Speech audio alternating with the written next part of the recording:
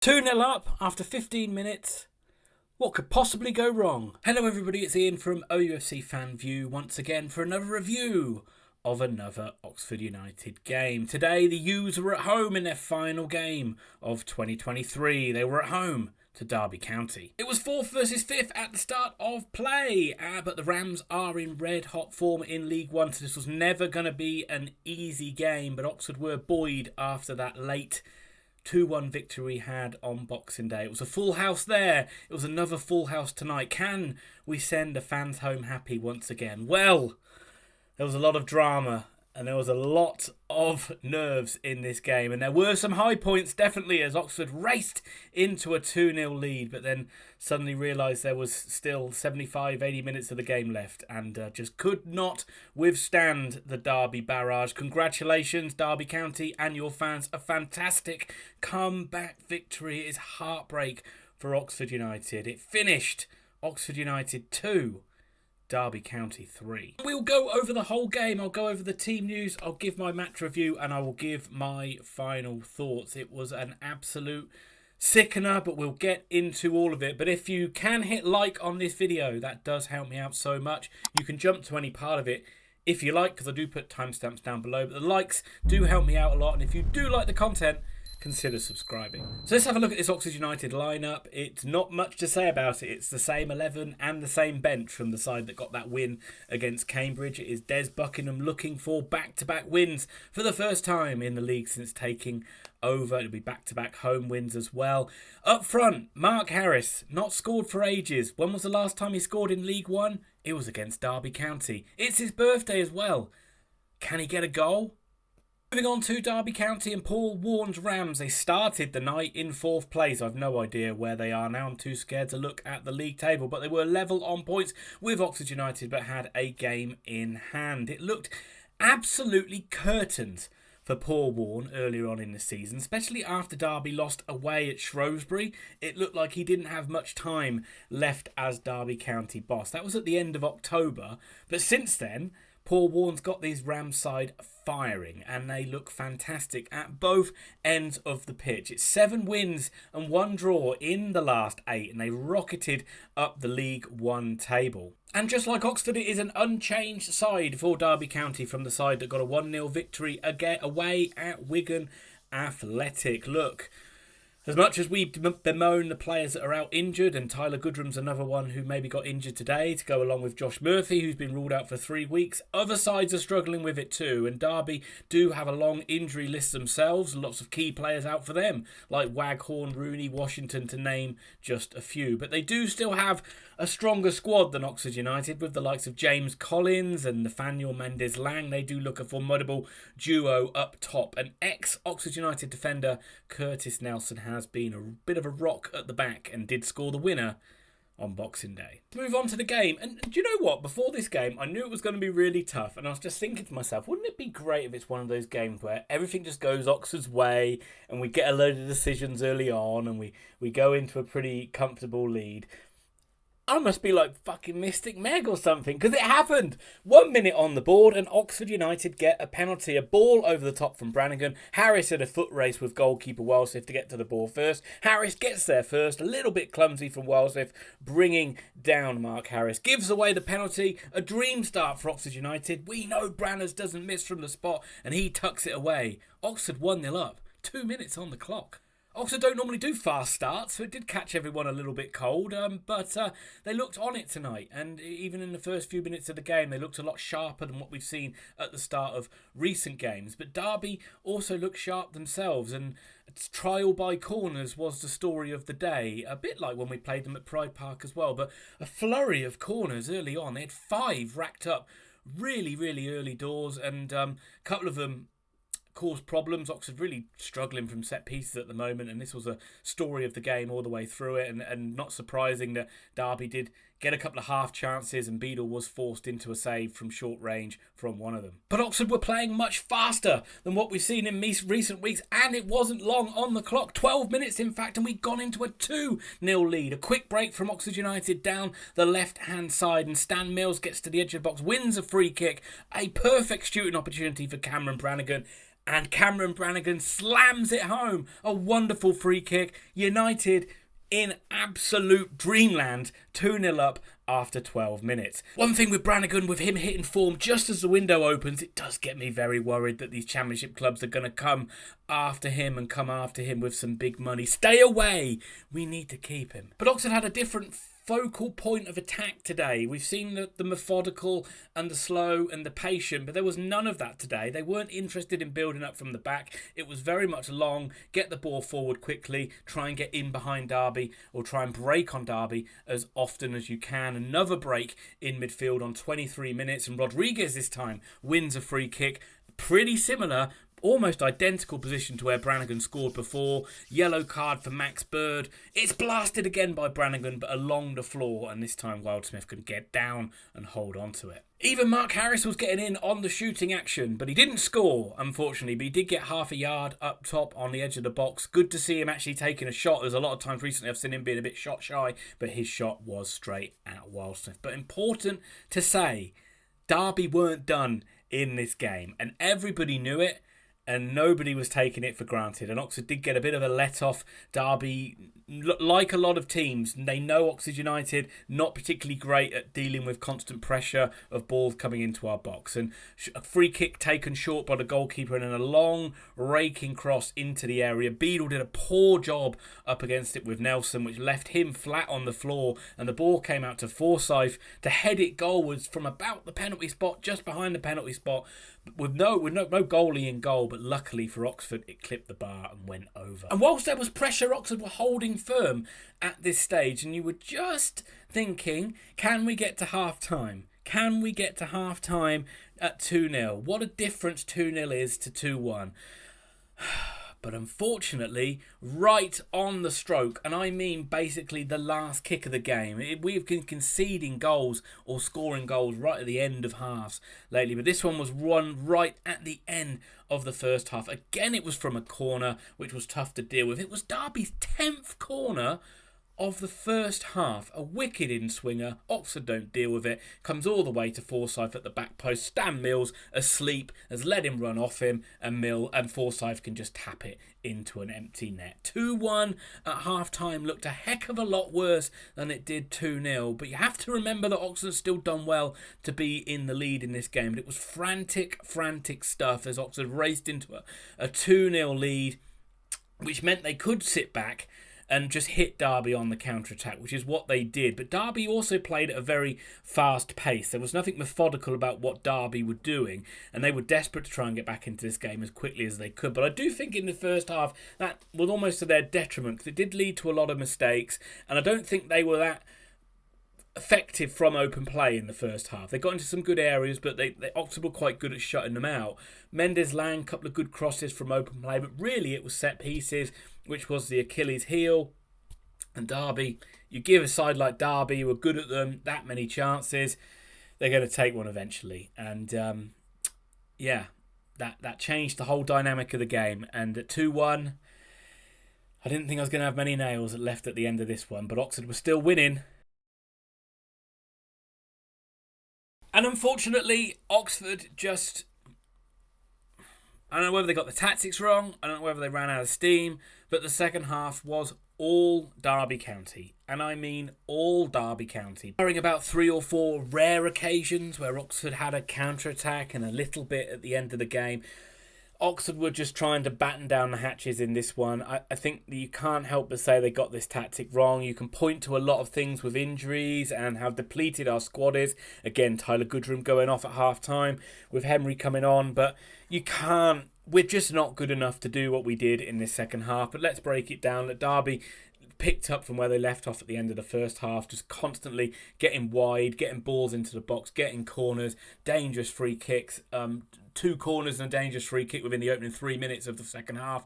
But Oxford did sort of manage to repel them and not looking convincing all the way through. And on 52 minutes, I was right there. I was just saying Oxford cannot see this game out. They could not get out. It was constant Derby, wave after wave of attack. There was a chance for Barkhusen in the box, but it was deflected wide, and Oxford were in full time wasting mode. Mendes Lang got into the game more, and on 60 minutes he was causing problems down the left, and he got a wicked ball in the box, one of those ones that went right across goal, and Joe Bennett nearly put it into his own net, but just about managed to deal with it. More Derby pressure, and in 66 minutes it really should have been 2-2. Kane Wilson missed a glorious chance from about 7 yards. Another Derby move, get a low cross in. Barkhuizen again getting the first shot on it. It's deflected, but it went right into the path of Wilson, who put it over, side-footed it over from 7 yards. A real let-off for Oxford United. You've got this in the back of your mind of thinking, yes, we're never going to be able to seal this out, but the longer it ticks down, and I'm sure that clock wasn't moving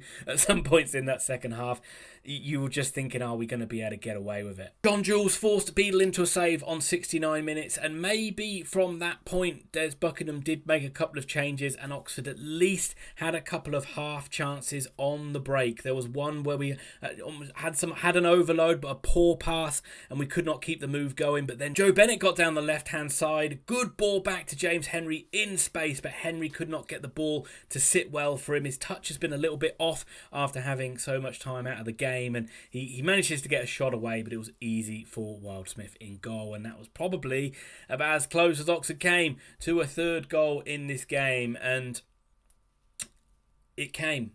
The equaliser came.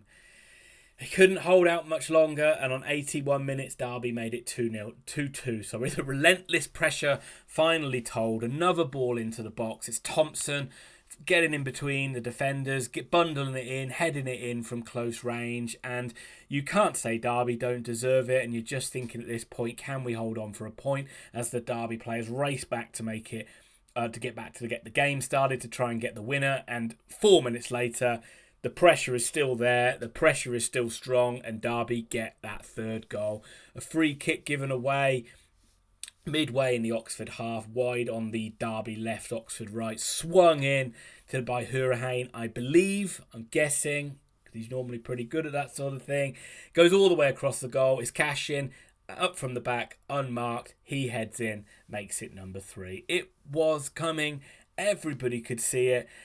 But it still felt bloody depressing when that third goal went in, because you knew then Oxford would finally start to come out a little bit and try and get the equaliser and try and get going, and you just think, why weren't we doing this more when we were protecting the lead? Why weren't we pushing Derby back a little bit more? But we end up losing the game. Oxford can't get back into it. It's a huge victory for Derby, and once again, congrats to your fans, travelled in amazing numbers as you always do.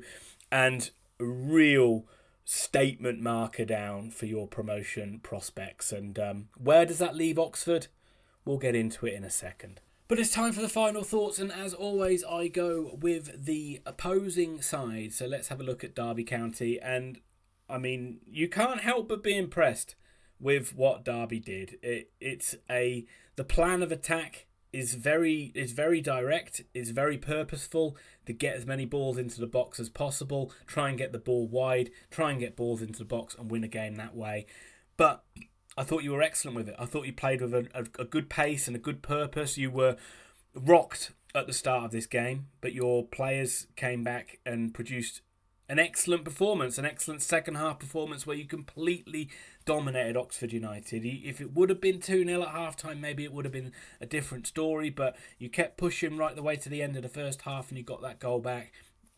And in the second half, you went on to win the game. It's difficult to see many sides are going to be able to withstand that barrage from Derby when they play like that. I wouldn't imagine many sides are going to just sit back and let them do it, much like Oxford did. But I think from a Derby point of view, you should be extremely proud of your side and extremely excited about what 2024 can bring. But Derby fans, let me know your comments. Let me know your thoughts down below. You don't have to talk about how crap the Kassam Stadium is. We know. We play in it more than anybody else. It's a shithole. But yeah, interested to know your thoughts, and as always, good luck for the rest of the season. And that brings me on to Oxford United, and yes, it's one step forward, two steps back, it seems to be, doesn't it? This is another kick in the teeth. We had a big kick in the teeth against Northampton. very, very pleasing result against Cambridge, and then back to another kick in the teeth tonight. Des Buckingham's got a huge job to pick these players up physically and mentally now for the game against Charlton. But I thought the start of the game was obviously fantastic. Got off to a flyer. Brannagan, wonderful start to the game. But I thought Oxford played with a nice tempo and a nice purpose at the start. And I thought the game plan was pretty good. Don't piss about with the ball so much. Just get the ball forward. Try and push Derby back. Try and be quick. Trying to be incisiful. And I thought it worked really well. But we went away from that game plan. And Derby kept pushing us back. And then Oxford struggled to wrestle any control back into the game. And that is a worry, and it's more of a worry that how bad we look from set pieces. To concede that goal right at the end of the first half proved to be a real disaster in the game. But all the way through the game we looked poor from defending, not so much from open play, but definitely from set pieces. We looked really poor defending our area, which wasn't a case under Manning so much, which has really crept in now. And I wonder why that is. The likes of Beadle just doesn't look as confident as coming for the ball as he did in the early part of the season. And Moore and Brown don't seem to be marshalling the defence. Maybe it's we miss Long, maybe we miss Lee, and maybe they're the difference in what might make the difference between being more solid at the back. But if you give a side like Derby that many corners and that many free kicks and chances to bomb it in the area, you're asking for trouble. And we asked for trouble in this game, not least the second half, by sitting back, battening down the hatches and trying to defend. My goodness, is this ever a good tactic for an Oxford United side to do? We've not got Ian Atkins in charge anymore. We're not good at doing this, and it proved to be. The players put in a shift, the players worked hard, but they just could not get their foot on the ball, control it. There was no attacking threat whatsoever. We were reduced to just banging the ball long from a very early parts of the second half to nobody up front, and it just invited wave after wave of attack. So look, he's hamstrung, Buckingham, by the injuries, no doubt about it, but maybe we could have gone to five at the back a bit earlier than we did. Maybe we could have brought Gatlin on a little bit earlier, although Gatlin's not doing that great at the moment. But I do think we had maybe got a little bit more control back in the game. When we did bring Thornley on, we started to look a little bit better on the ball, but then Derby scored those 2 goals, so maybe I'm just talking absolute rubbish. It's going to come down to bodies in the building again, isn't it, and recruitment, and you can't just keep saying that over and over again. Every time we lose a game, you can't just keep saying, oh, we need more players. Those players have got to do more.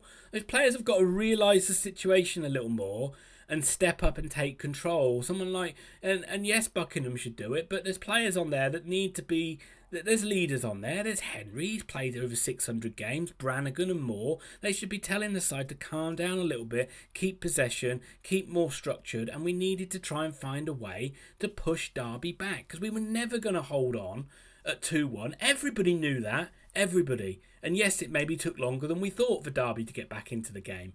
Annoying, because at 2-0 up against one of the best sides in the league, this was a real good opportunity for Oxford United to get a great 3 points here and lay a marker down for where we might be in the second half of this season in terms of getting promoted. Now, you look at the sides we've played recently in Peterborough and Derby, they look better than us. They look like sides who are going for promotion, and we look like a side that might nick a playoff spot if we're lucky. And it's a shame. Maybe that's where we always were this season, and maybe the levels just evened out a little bit from the great start that we had under Liam Manning. But we have to go again on New Year's Day against Charlton. Hopefully we'll get a bit of result. They are in a bit of a mess themselves, so you never know what you're going to get from this Charlton Athletic side. But hopefully we can get back to winning ways. We've not been good away from home, but that'll be a good opportunity to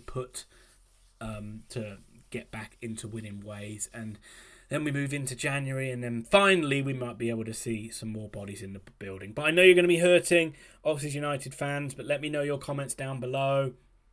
Let me know your thoughts as you always do. Hit the like button, hit subscribe. Derby fans as well, once again, congratulations, and leave your comments. But I'll be back New Year's Day to do a review of the Charlton game. Hopefully it won't be more tears. I'm getting a bit sick of this. Bye for now, and Happy New Year.